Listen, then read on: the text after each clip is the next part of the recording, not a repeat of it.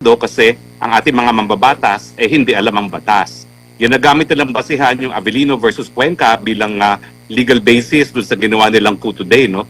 Pero alam nyo, ibang nangyari dun sa Avellino versus Cuenca. Nagsimula sila, meron silang quorum.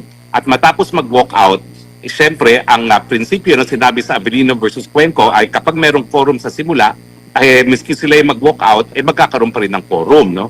Hindi po ganyan ang nangyari ngayon. Ang quorum po ay base pa rin sa 24 mga senador dahil 24 naman po talaga meron tayong mga senador, no? Kaya nagtatago, kaya nakakulong. Ang numero po ng Senado ay 24 at ang lengguwahe ng saligang batas, ang quorum ay mayorya ng lahat ng mga senador. At yan po ay simple mathematics. 12 plus 1 equals 13. So yung pagpupulong po nangyari ngayon, na 12 lang ang merong mga senador, wala po yung legal na epekto. Nananatiling Senate President si Alan Peter Cayetano at nananatiling chairperson po ng Senate Blue Ribbon Committee si Pia Cayetano. At siyempre po, dahil hindi naman napalitan ang subcommittee chairman ng flood control scam, tuloy-tuloy po dapat ang hearing bukas ng subcommittee on flood control na pinamumunuan ni Senator Marcoleta. So, attorney, kung questionin ng kampo ni Senate President Alan Cayetano ang legality ng sesyon, maaapektuhan po ba ang pagiging chair ni Senator Erwin Tulfo bilang ipinalit nila ngayon as BRC chair at mga hearing na kanyang ipapatawag? Gaya ng sinabi ko po, wala namang bisa yung kanilang pagpupulong ngayon dahil wala silang quorum. Alam niyo po, ang Senado ay yan ay isang collegial body.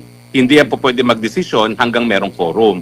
At ang quorum po is 12 plus 1, 13. Mali po yung sinasabi nila na 22 lang dahil yung isa nakakulong, yung isa nagtatago, no? Dahil yung ginagamit nga nilang authority, yung Avellino versus Cuenca, hindi po ganyan ang facts. Ang facts po doon, may quorum, nag-walk out, dahil merong ang quorum sa simula, may quorum pa rin na magpapatuloy, no? Hindi po ganyan ang nangyari ngayon dahil simula sila, wala silang quorum. So kahit anong gawin nila, hindi sila po pwede magkaroon ng quorum. Nakakalungkot lang kasi 12 mga mambabatas yan, elected on a national basis, hindi nila naiintindihan ng batas. Opo. Attorney, bago kay partner Jason, sa umpisa nyo palang pagpasok nyo talagang nanggigigil at dismayado kayo. Pero sa isang post ni Congressman Isidro Ungab, sabi niya dito, by what authority Win Gatchalian banged the gavel and convened the session? Majority of 13 is required by the Constitution to have a quorum. 12 is not a majority. What's happening to our country? Nakakalungkot nga po, no? Dahil obviously ang kanilang intention ay wag matuloy yung subcommittee hearing ng flood control scam bukas, no? At lahat ay ginagawa nila para nga maisarado ang Senado at pagkatapos nga nilang di umano maghalal ng mga bagong opisyalis ng Senado, nagdeklara sila ng recess, no? Sine die, na sila ay babalik na lang sa session ng pagkatapos ng SONA, no? Alam nyo, pati yung declaration sine die, hindi po yan sinang-ayunan ng mababang kapulungan, no? So hindi po yan magkakaroon ng kahit anong epekto, no? Kinakailangan po kung sila ay magre-recess sine die, yan ay isang-ayon sa legislative calendar na pinagsunduan na ng mababang kapulungan at ng Senado, o di naman kaya kung mapapaaga gaya ng gusto nilang mangyari ngayon, ay dapat sinang-ayunan ng mababang kapulungan na wala naman pong ganyang pagsang-ayon. Ibig sabihin, walang bagong majority block. Wala po. Sila po ngayon ang dapat pumunta sa hukuman para magsabi na sila ang bagong majority block dahil ang hinalal po ng 13 Senate President ay walang iba kundi si Senate President Alan Peter Cayetano, at sila naman hindi nila dinidispute yan dahil alam nila na 13 ang boto para magkaroon ng Senate President, no? So dahil kinikilala pa rin nila ang Senate presidency ni Alan Peter Cayetano, natural, lahat ng mga posisyon ay sang-ayon sa sa kasunduan ng mayorya, at ang mayorya ngayon ay pinamumunuan pa rin ni Alan Peter Cayetano. Silang dapat pumunta sa hukuman dahil sila ang nagpapanggap na Senado.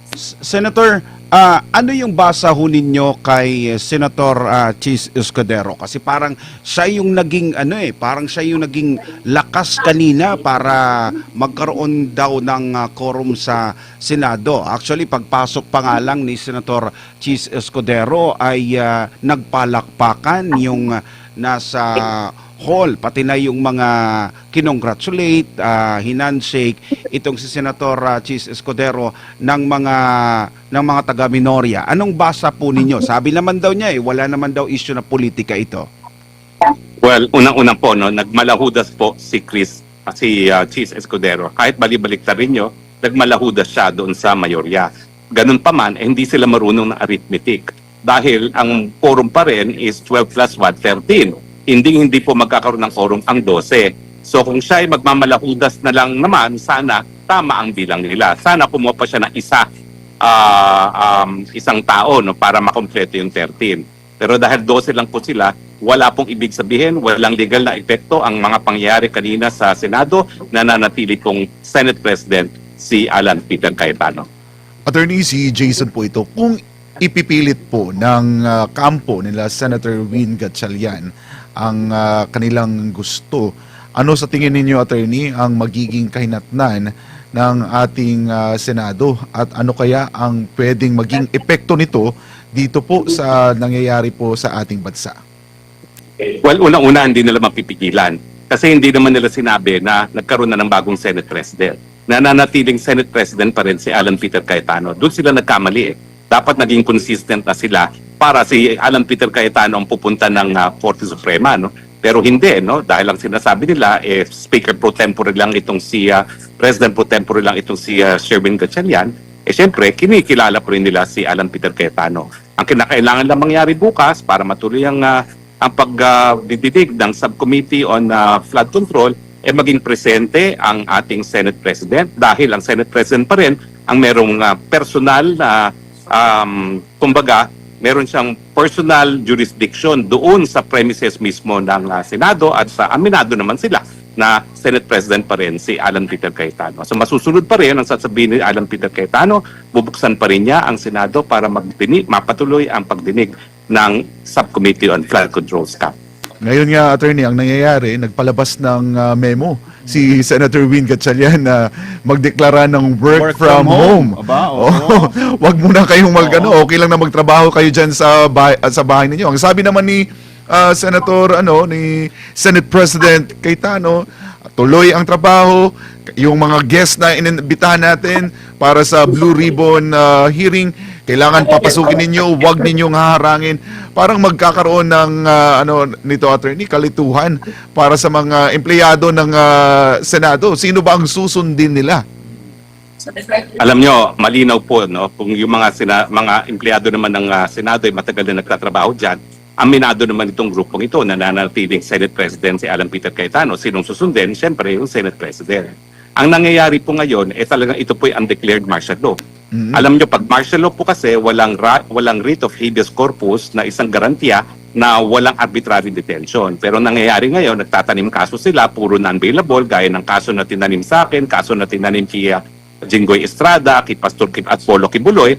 Ang resulta po niyan, baliwala rin ang writ of habeas corpus dahil non-bailable ang mga kaso. Bukod pa dyan, ginagawa ngayon ni Bangag Jr., ang ginawa ng kanyang diktador na ama na pinadlak ang Senado. At yan ang gustong tangkain ngayon ng BBM 12, no? Na ipadlak din ng Senado nang matigil ang mga investigasyon ng Senado dahil alam naman nila na kapag natuloy yan, lalabas at lalabas ng arkitekto sa likod ng flood control scam ay walang iba kundi Presidenteng Bangag.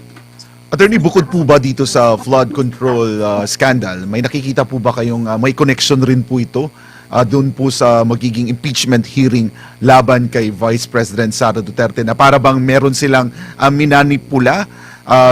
kailangang manipulahin para magiging paborable kung ano man yung gusto nilang makuhang na resulta sa hearing? Malinaw po yan, no? Dahil alam naman nila na ang mga ebidensya ng House Prosecution Panel ay ko-questionin, no? Dahil karamihan ng ebidensya nila, kasama na dyan yung mga dokumento na presenta ng AMLAC ay hindi dapat tanggapin, no? Dahil yan ay nakuha na hindi dumaan sa tamang proseso, hindi dumaan sa tamang hukuman. At ang presiding officer ay magdidesisyon kung tatanggapin o hindi yung ganyang mga ebidensya. So importante talaga sa Administrasyong Bangag na mahawakan nila ang Senate Presidency dahil ang Senate President ang siyang nag-iisang magiging presiding officer at magdidesisyon kung tatanggapin o hindi ang ganyang mga ebidensya. Isa pang ebidensya na kinakailangang magkaroon ng ruling ang presiding officer ay yung sinungaling na si Madriaga na nakakulong sa kidnapping, yung issue kung pwede ba siyang mapresenta dahil hindi naman siya binanggit sa kahit anong impeachment complaint ay didesisyonan din ng presiding officer. Sir, may nabanggit ho kayo doon sa may mga pinagtatakpan, natatakot doon sa investigasyon. Para sa inyo, ano ba dapat talaga ang maging priority ngayon ng Senado? Ang impeachment kay Vice President Sara Duterte o yung itong bubukas muli ng investigasyon para sa bilyong-bilyong pisong flood control scandal? Ang flood control scandal po ay isang investigasyon na nakakaapekto kung paano nagamit ang kaba ng taong bayan sa panahon na talagang kulang-kulang ang kaba ng bayan ngayon. Alam naman natin ang problema ay patuloy na pagtaas sa presyo ng bilihin. Nagsimula yan bago pa magputukan sa gitnang silangan, lumala dahil sa putukan. Ang dapat inaatupag ng Senado ngayon ay ang mga solusyon bilang policymakers kung paano nga maibsa ng kahirapan ng taong bayan dulot ng walang tigil na pagtaas sa presyo ng mga bilihin. Pero inuuna nila ang agenda ng Administrasyong Bangag at yan ay sirain ang number 1 na balakid sa kanilang kagustuhan na manatili sa kapangyarihan till kingdom come. Marcos 2-0. Attorney, bago namin kayo bitawan, magtatanong rin po kami sa iba pang ma-issue dahil maliban po dito sa Senado, may kaganapan rin po doon po sa mababang kapulungan, doon po sa House of Representatives, kung saan nga po ay na-expel si Representative Kiko Barzaga. Ano po ang masasabi po ninyo, Attorney? Bahagi rin po ba ito ng patuloy na panggigipit ng gobyerno, ng kasalukuyang administrasyon sa lahat ng mga nag-o-oppose po sa kanila? Gaya ng sinabi ko, no, ang lahat ng mapangyari ay undeclared martial law. Kasama na dyan yung pagpapatalsik sa posisyon sa mga tao na hindi pupuri dito sa bangag na presidenteng ito. No? Saan ka nakakita? Ang Kongreso ay deliberative body. Bakit mo papaalisin ng isang tao bilang isang kongresista dahil sa mga nasasabi niya laban sa nakaupong presidente? Hindi ba yan talaga ang trabaho ng Kongreso? Kaya nga, ang mga kongresista, meron silang immunity from libel para walang balakid sa malayang pagdedebate ng mga issue. Ang dapat gawin, debatihin. Unang-una, dapat bang manatili ang presidente na bangag? Pangalawa, sino dapat mamuno ngayon sa bansa ngayong napakadaming pagsusubok na hinaharap tayo? Ang tao ba na nasa tamang pag-iisip o ang tao na hinala ng tao na mamuno kapag hindi na kaya ng presidenteng mamuno? At yan, syempre, ay walang iba kundi si VP Sara Duterte. At speaking of Vice President Sara Duterte, Attorney, dahil sinabi po kamakailan sa isang interview ni President Bongbong Marcos Jr. na siya ay nangangamba na baka kung maging presidente po si Vice President Sara Duterte sa 2028 ay baka hindi maipagpatuloy o baguhin umano ni VP Sara yung mga reforma, yung mga naumpisahan ng kanyang administrasyon, which is kanina sa exclusive interview natin kay VP Sara, sinabi niya na wala namang dapat baguhin, the very first place, wala pa namang nagawa si Marcos Jr. Your comment on this, Attorney? Sa kauna-una ang pagkakataon, I disagree with the Vice President. Ang mga ginawa ni Bongbong Marcos, unang-una, pinromote niya ang pulisya na pangungurakot. Ang pangungurakot ngayon nagmumula sa pinakamataas na opisina kaya ginagaya ng lahat ng mga opisina sa ilalim ng Office of the President. Pangalawa, ang ginagawa ni Presidente Marcos ay sinisira ating mga demokratikong mga institusyon. No? Kaya nga, I will disagree with the Vice President kasi lahat ng ginawa ni Marcos ay salot sa ating lipunan. At sana nga, matapos na itong pangungut ng bansang Pilipinas at matapos na ang administrasyon ng Marcos Jr. Bangag sa lalong mabilis na panahon. Attorney, bilang panghuli na lang po, ano na lang mensahe natin sa ating mga kababayan sa gitna po ng mga nangyayari dito sa ating bansa? Ang panawagan ko po, suportahan po natin ang tunay na mga representante ng mamamayang Pilipino, ang tunay na mga senador ng taong bayan.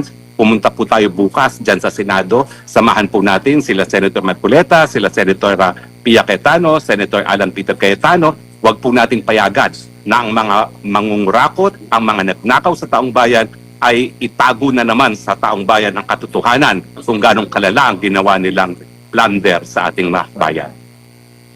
Alright, maraming salamat. Attorney, mag-iingat po kayo dyan.